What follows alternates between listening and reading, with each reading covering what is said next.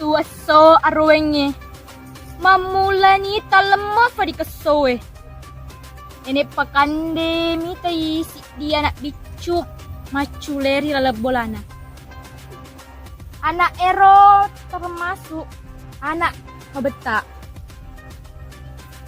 Kesyagani ifdaku tumoton nama kada aja maculeri lalang na bolai. Waktu susanana sudah lenyap. Ia mengambil kesempatan itu dan datang seorang nenek pakande. Dan ia segera menangkap anak itu. Beberapa saat kemudian, sang ibu kebingungan mencari anaknya. Ia sudah mencari di sekitar rumahnya, namun tidak juga menemukannya. Wei kak, dengi anakku. Teriak ibu panik. Mendengar sorakan itu, para tetangga serentak berhamburan keluar rumah dan mengemui ibu itu. Ada kejadian, Bu? Tanyalah salah seorang warga. Anakku lenyai. Jawab seorang ibu dengan sedih. Lau tegi, Bu? Tanya lagi seorang warga itu. Dewi sengi, Pak. Jawab seorang ibu dengan bingung. Dia tiba-tiba saja hilang tanpa meninggalkan jejak sedikit pun. Tadi aku meninggalnya sebentar ke dalam rumah. Ada saat dia asik sedang sendiri di dalam halaman rumah. Ketika aku kembali untuk mengajaknya masuk ke dalam rumah itu, dia sudah tidak ada jelasnya. Setelah mendengar penjelasan tersebut, para warga beramai-ramai mencari anak itu. Mereka sudah mencari hingga kemana-mana, namun belum tentu juga menemukannya.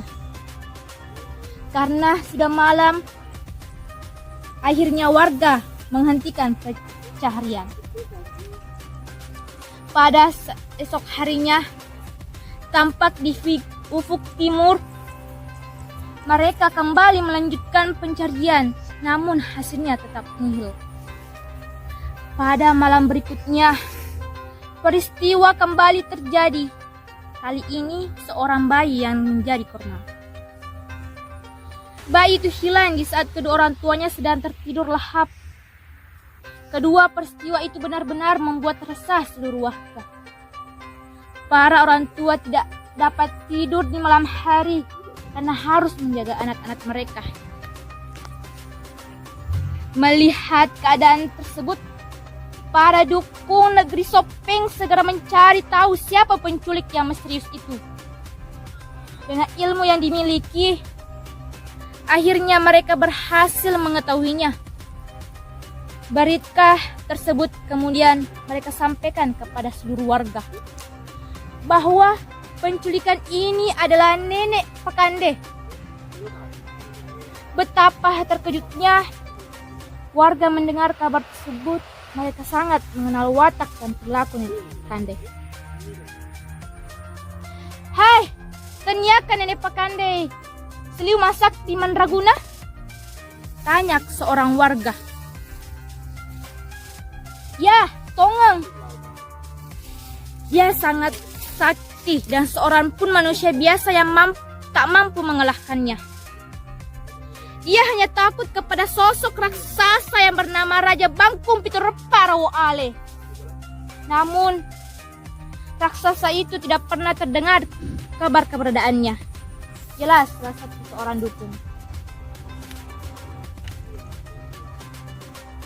Lantas, apa yang dapat kita lakukan? Tanya pula seorang warga lain dengan bingung. Tak seorang pun yang menjawab. Mereka kebingungan menghadapi masalah itu. Di tengah-tengah kebingungan tersebut,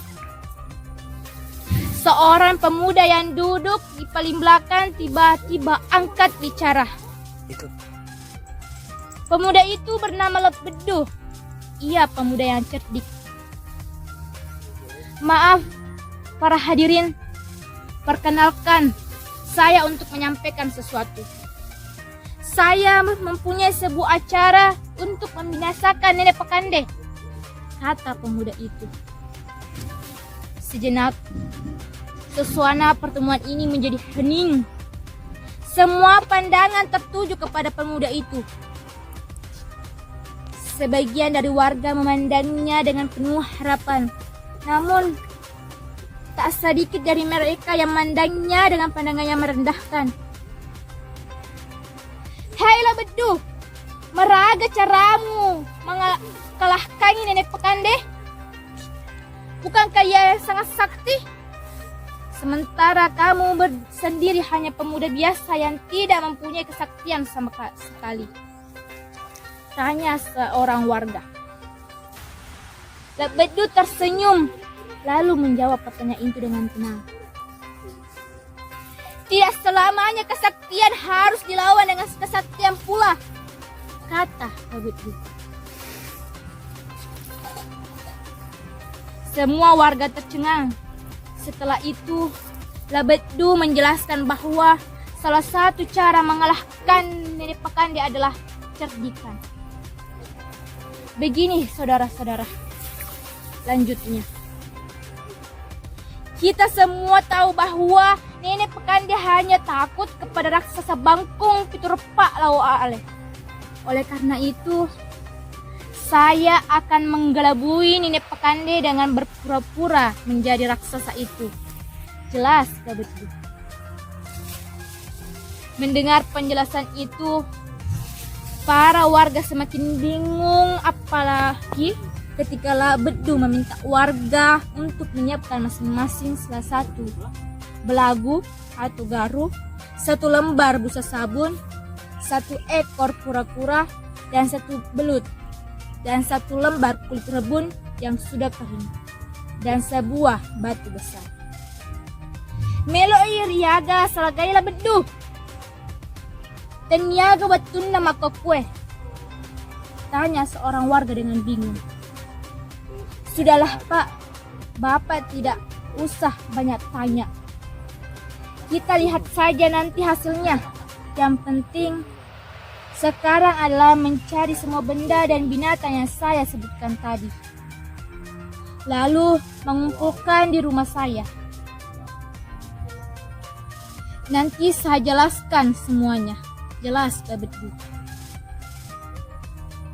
Tanpa banyak bicara lagi, para warga segera melaksanakan perintah Labedu. Ada yang mencari belut di sawah, ada yang mencari kura-kura di sungai, sebagian lain yang sibuk membuat selaga dan menyiapkan busa satu ember, sebuah batu besar, serta kulit rebung. Setelah memperoleh yang diperlukan, para warga segera membawanya ke rumah Labedu.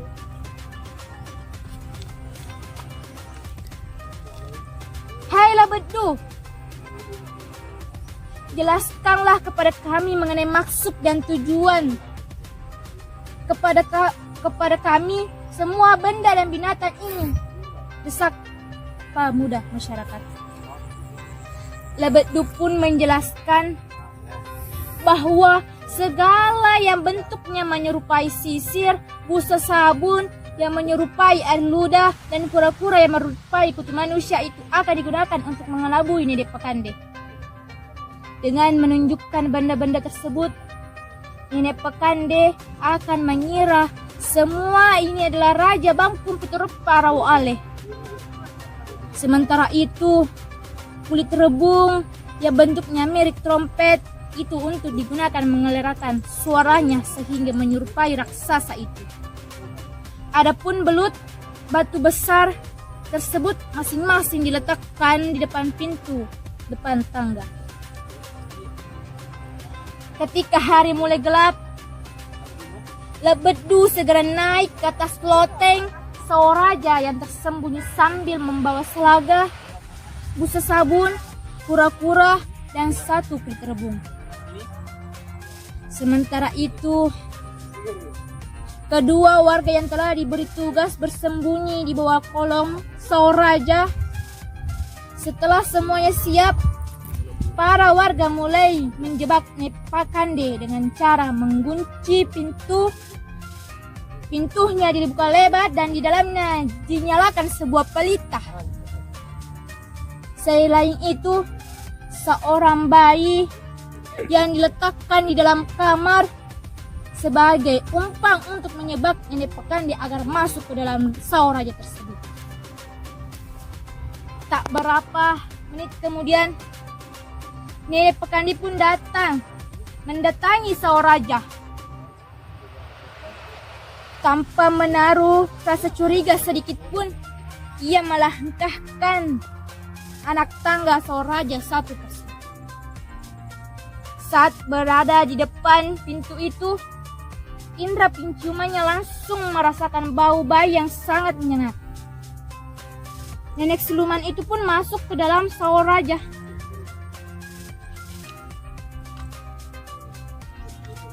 Pada saat itulah, kedua warga yang bersembunyi di bawah kolong Saoraja segera melaksanakan tugasnya, lalu kembali ke tempat bersembunyiannya tanpa sepengetahuan Nenek Pakande.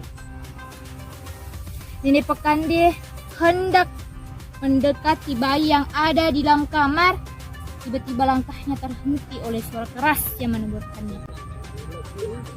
"Hai Nenek Pakande, meloko maga lo kue. Hah?" Suara itu tidak lain adalah suara Labeddu yang menggunakan kulit rebung di atas loreng, namun Nenek Pakande tidak mengetahuinya. "Hingga sadang ngero?" tanya Nenek Pakande dengan terkejut. "Aku adalah raksasa Bangkung Pitureparawale. Hahaha." Suara itu ternyata tertawa berbahak-bahak. "Apa buktinya jika engkau adalah Raja Bangkung Pitureparawale?" Labeddu yang berada di atas loteng segera menumpahkan busa yang embernya tepat di depan Nenek Pakande. Alangkah terkejutnya perempuan seniman itu karena mengira busa sabun tersebut air muda raksasa itu. "Bagaimana, Nenek Pakande? Apa kamu masih meragukan diriku?" tanya suara itu. "Bukti apa yang kamu tunjukkan kepadaku?" Nenek Pakande balik bertanya. Mendengar pertanyaan itu, Labeddu segera menjatuhkan salaga dan kura-kuranya secara beruntung.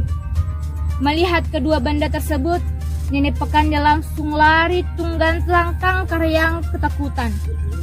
Ia mengira kedua benda tersebut adalah sisir dan kutu milik raksasa itu. Begitu ia melewati pintu Saoraja, kakinya menginjak belut yang diletakkan di tempat itu hingga terpeleset dan akhirnya terjatuh berguling-guling. Saat sampai di tanah, kepalanya terbentur pada batu besar yang sudah disiapkan di depan tangga. Meskipun terluka parah, Nenek Pakande masih berdiri dan melarikan diri entah kemana. Namun, sebelumnya meninggalkan negeri itu, ia sempat berpesan kepada seluruh warga bahwa kelak ia akan kembali untuk memangsa anak mereka.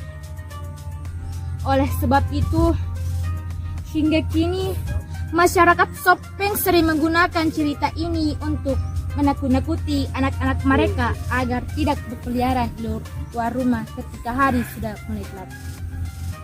Demikian cerita Nenek Pakande dari daerah Sopeng, Sulawesi Selatan. Cerita di atas termasuk dalam kategori dongeng yang menanggung pesan-pesan moral yang dapat dijadikan pedoman dalam hidup sehari-hari. Salah satunya adalah keutamaan menggunakan akal sehat. Ini ditunjukkan oleh dalam perilaku Labeddu. Berkat kecerdikannya, ia dengan dibantu oleh para warga berhasil mengusir Nenek Pakande dari negeri Sopeng. Sifat cerdik pandai ini digambarkan dalam pepatah Bugis berikut. Na iya ria senge panawa-nawa, mapacinge ria tina, Sapa iri nawa nolongenye si di adai. Artinya, jetik pandai panawanawa adalah orang yang ikhlas, yang pikirannya selalu mencari-cari cara sampai dia menemukan pemecahan persoalan yang dihadapi.